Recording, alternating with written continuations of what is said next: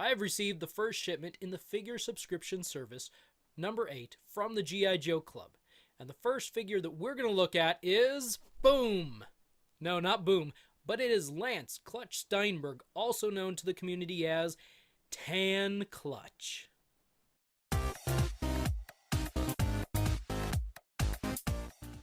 Here we have the first figure from the G.I. Joe Collectors Club figure subscription service number 8.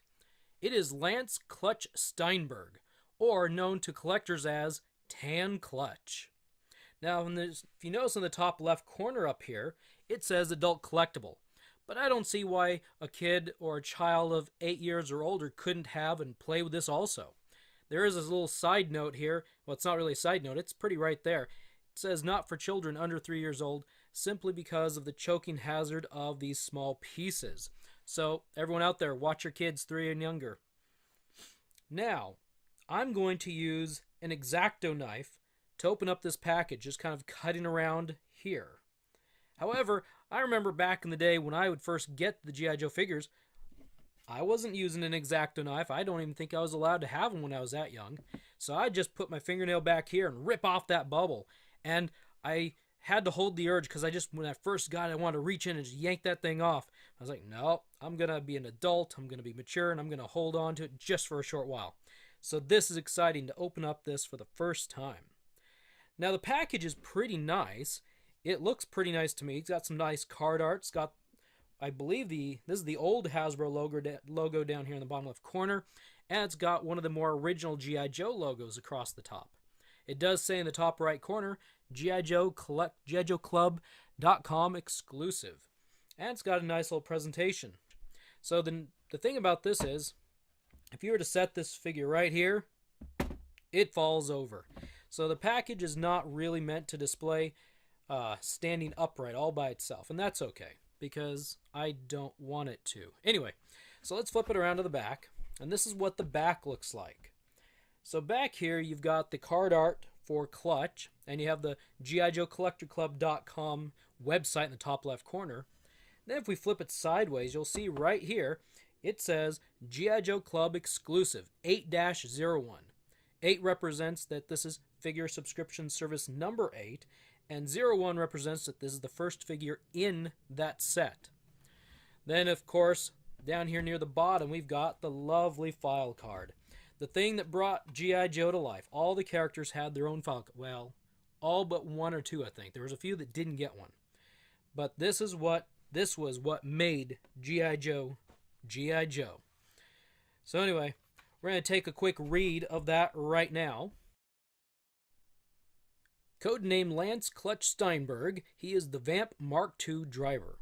And his file name is, well, Lance J. Steinberg.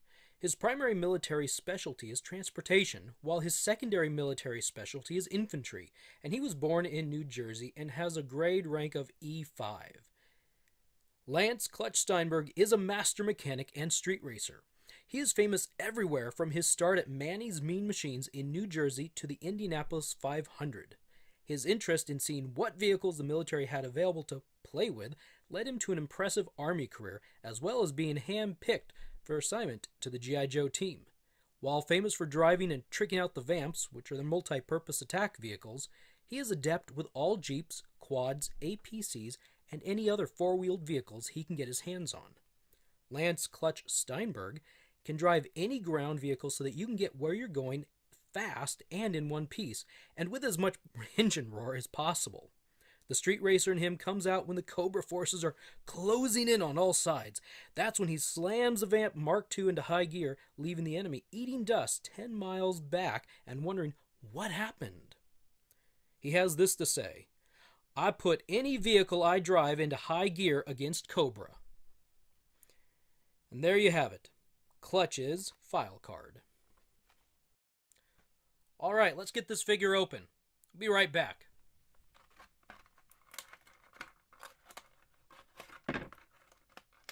Alright, so I got him open. What I did was I just kind of cut the side of this open. I didn't cut it all open because I don't know how I want to deal with it just yet. So anyway, set that off to the side for the moment. So let's take a look at what do we have here. Well, the first thing that I've got here is his figure stand, which actually says Lance, clutch in quotes, Steinberg. And it's got the typical G.I. Joe logo with the 2 foot pegs on there. I'll set that over there. Let's get this thing out of the way. I don't want to cut myself. Then, I'll pull these out. They seem easy. I got a couple orange cones, which is a cool little accessory. I don't think we've ever had any orange cones before. Too bad he didn't come like 10 or 20. Then we could have like a, I don't know, either a disaster scene with cones or get some work crew when the power goes out. I don't know. These are kind of neat though. They're unique. So I'll set those there. Maybe we need to put it around him when he's driving through something. I don't know. So I've got 2 guns, a handgun and more of a rifle. Now, don't expect me to know exactly what these things are called, because I'm not going to know what they're actually called, because I'll tell you why. Oops, I dinged my light.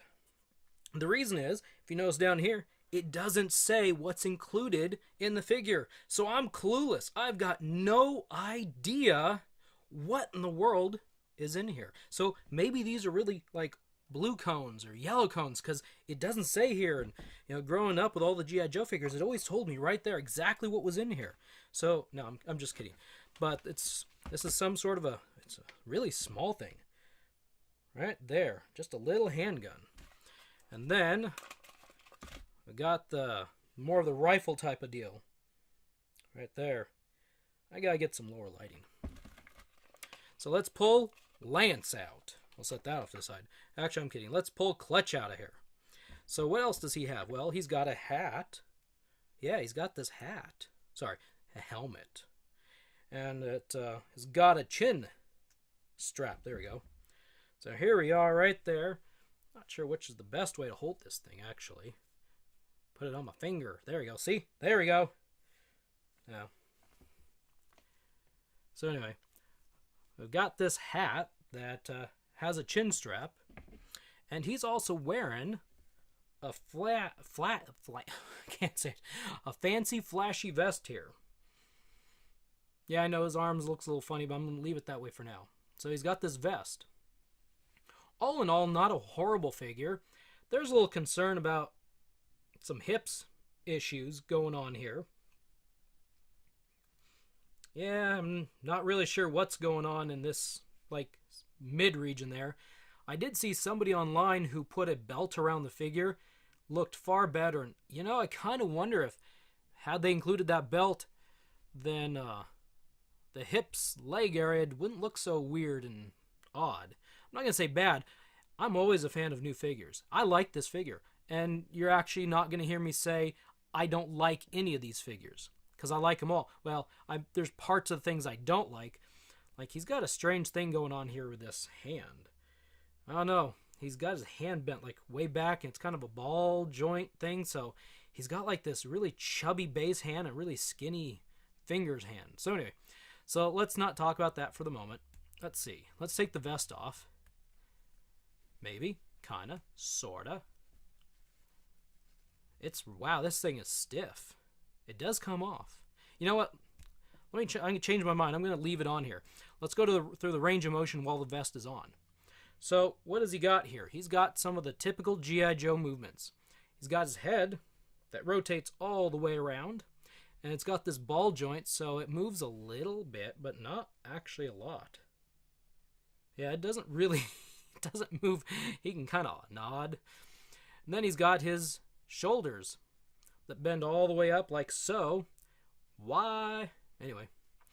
And then they rotate. Now, I don't know if this is considered 2 points of articulation because they bend up and down and rotate. I'm not real clear on the whole points of articulation. I'm thinking that these figures have 14 or 16 points. So anyway, then the elbows, they rotate in a circle. Well, actually, kind of. This is a little tough there. His shoulder wants to rotate too. So you can kind of see, kind of rotates. Then it bends back and forth. Bends more forward than backwards. That's probably a good thing. It's probably not healthy for it to bend the other way. So the other elbow does the same thing and bends back and forth. Now we've got something strange going on. I think it's his wrist. So then we got his hands, which have a strange little bubble like right here. but they bend back. Okay, wow. I think I broke him. No, I don't mean the figure. I think he broke his hand there. That's like I can't do that. So that really bends back and forth there. There you go. He had a problem. He fell off a building. And then this one bends. So the left wrist bends like this way, and the right one goes like this way. So that's kind of interesting. I guess it's so he can do that little proper holding that gun thing that looks kind of funny that everyone does, but must be the proper way. And then he could hold it up like so. We'll get to that later. So yeah, he can kind of go up and down with the right wrist and side to side with the left wrist. So then we come to these these hips. And yeah, I think we need a belt. I don't know. I'm afraid if I take the vest off, he's going to look really strange.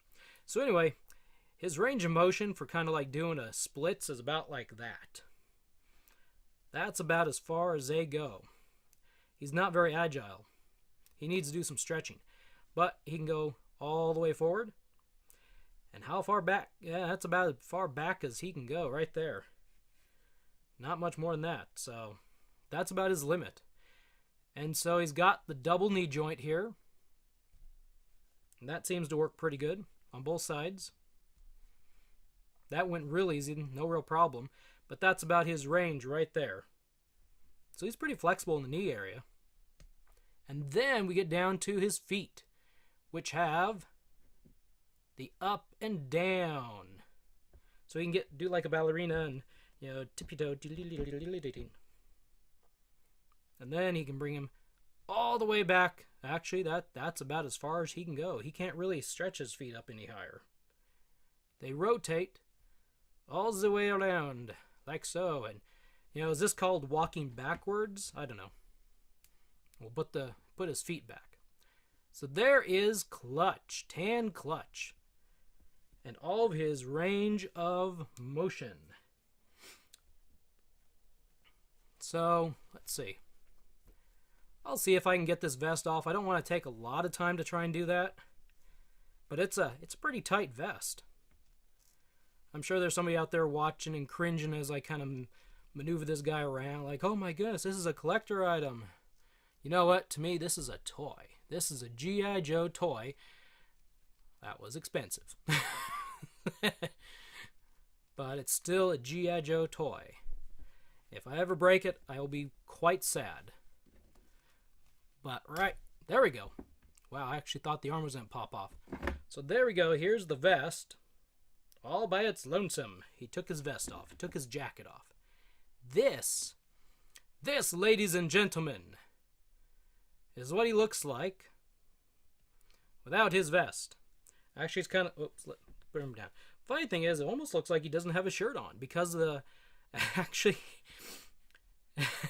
It almost looks like a rather naked looking guy because that's it doesn't match my skin tone, but if you look at the color of his face and then you look at the color of his clothes, that vest helps a lot. He also has some really padded, bulky shoulders there. But this guy is never going to lose his vest again because he looks really rather naked. And so we're just going to try and slide this thing back on here real quick because I don't know. It doesn't look right. And I'm sure someone somewhere is going to say something because I made that kind of a comment. Oh, come on, you. Once you get it off, you can't get it back on. Come on. Actually, what did I do here? There we go. Yeah, oh my goodness, look at that. He looks so much better. Well, put your head fair. There we go. Oh, he looks like he's clothed again. I don't know why. It was like magic. You put a vest on and he's like fully dressed. Yeah, I'm not going to worry too much about snapping that in. But you know what I think? I don't have any comparisons. I have the other old vintage Tan Clutch. I like him without his helmet. He looks good without his helmet. If I put his helmet on, sure, he looks like he might be ready to go and charge into battle. Let's go! Vamp team, let's go! But, you know, I don't know. It's a fine helmet. I like it. If he's really hot rodding and going fast like his file card says, he darn well needs that chin strap because it's gonna bounce around. You know, let's unhook it here. You know, that doesn't hold on really well. You know, if he gets, I can only remove the one side, but let's see here. Let's kind of shake him all about for a minute here. You know, if he gets going, you know, oh my goodness, he lost his helmet and then, you know, he gets in a wreck and then his, you know, head gets cracked open. So I think he really needs that chin strap. So I think we're going to just keep him there. This is I'm liking this figure. You know, the more I'm looking at, the more I'm moving it around, I don't mind the hips thing. I'm starting to forget about it already. Whoa, I moved everything. That's really cool. All right, so now we got two guns. We got the handgun and we got the rifle. So which one goes in which hand? Because, see, let me stick these hands up in the air. Raise them, man, raise them. So look at that there. He definitely has some different hands here. Well, maybe. No, they're really similar in molding. So I guess the rifle will go in his right hand just because of the articulation. And I think the handgun will go in his left hand. Maybe. Kind of. One thing I'm noticing is his fingers look rather puffy. It's definitely not trimmed, and I can't really get it any closer to the camera to show you.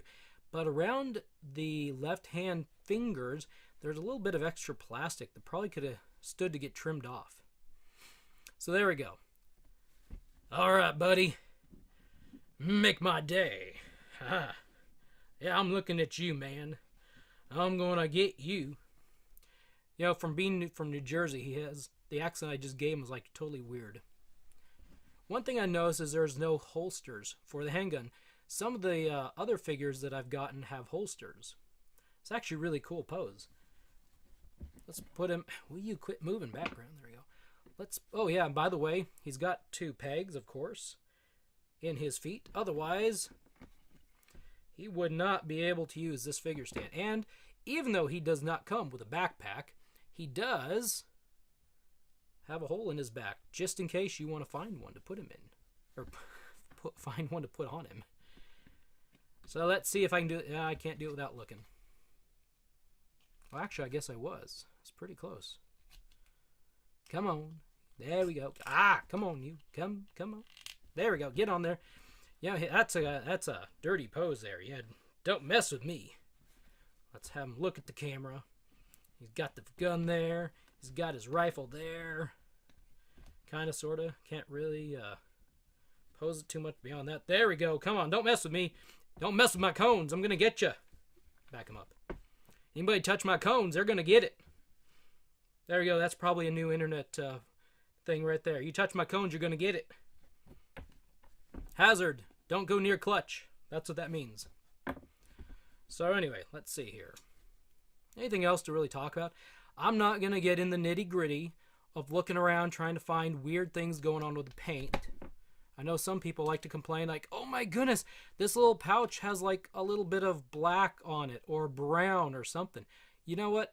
Things happen when you make figures. If everything was perfect and we'd had nothing to complain about as a community, golly, I think everything would be over. But you know what? I'm not looking real close. I mean, okay, sure. There's a tiny bit, but I'm having to look at that. I didn't even notice it till now. Actually, let me move my finger. There's a little bit of missing paint right there, but oopsie, you know, whatever. Yeah, there's a little tiny bit right there, but the playability is there. This is a cool figure. I like him. And yes, that's my opinion. I'm not part of the machine that says I have to love everything G.I. Joe, because, hey, there was a character called Effects back in 1994. Maybe he was 93. He is on my list. He is not a pretty figure. I don't like him. But this is a nice figure. I like this figure. Let's keep him in the shot here. Yeah, this is a really cool figure. So yeah, here's Tan Clutch. We got a modern update of Tan Clutch, and he can stand on his own. My light's gonna fall over before he does. Hey, we got popcorn cones.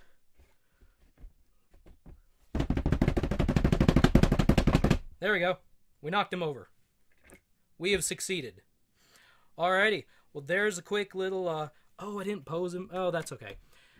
I'll pose him in the little turnaround that I do here in a minute. Anyway, there we go. There's the tan clutch.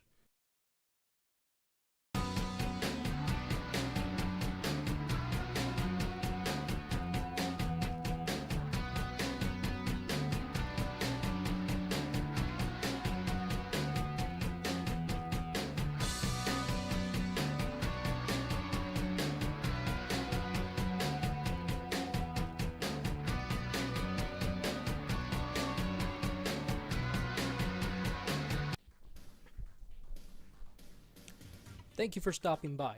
If you want to drop me a line, please do so in the comments section below. If you enjoyed this video and want to be notified of future videos, please hit the subscribe button and the bell notification icon next to it. I will see you next time.